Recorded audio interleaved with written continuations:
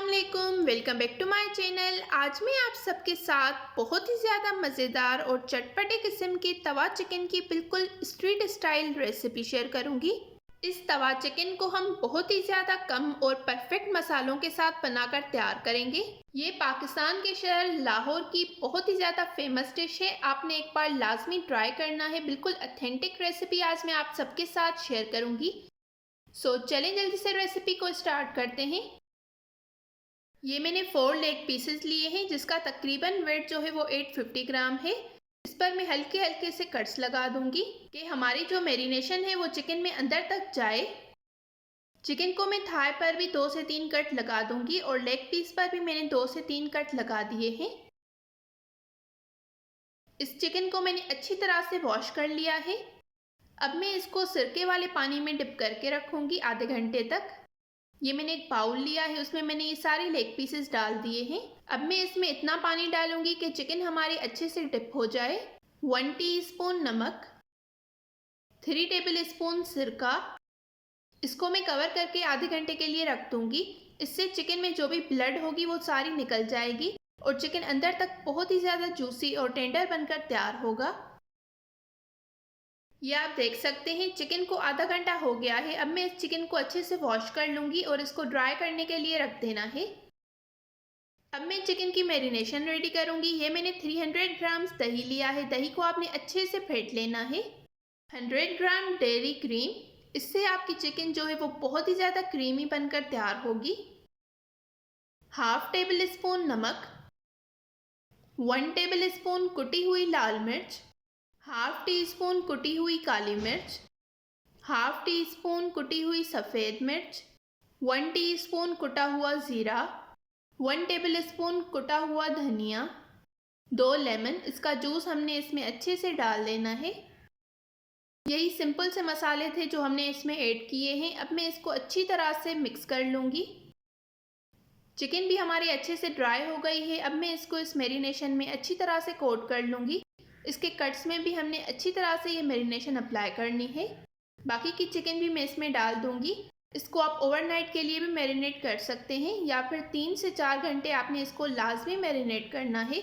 इससे आपकी चिकन जो है वो बहुत ही ज़्यादा जूसी और टेंडर बनकर तैयार होगी। अब मैं इसको कवर करके 3 से 4 घंटे के लिए रख दूंगी।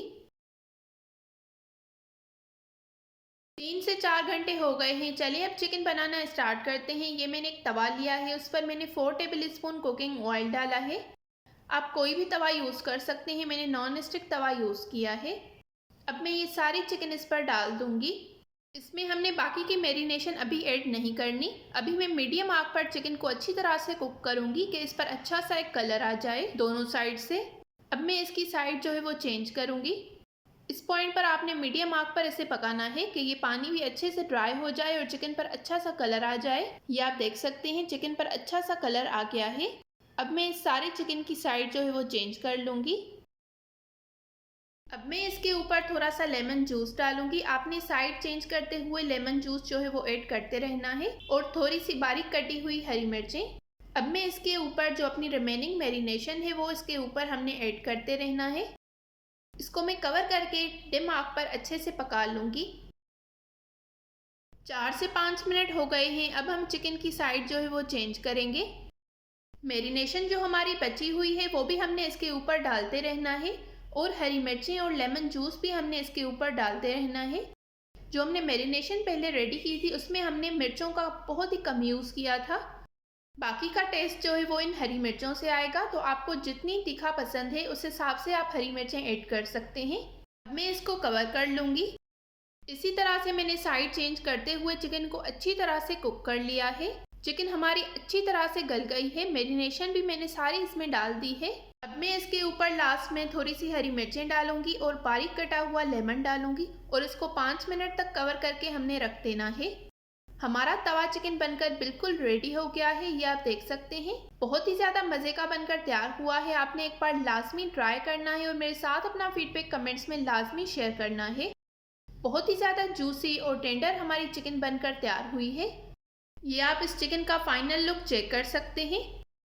आप इसको रुमाली रोटी के साथ सर्व करें। अगर आपको मेरी आज की ये रेसिपी पसंद आई हो तो इस वीडियो को ज़रूर लाइक करें, शेयर करें और कमेंट्स में अपना फीडबैक देना बिल्कुल मत भूलिएगा।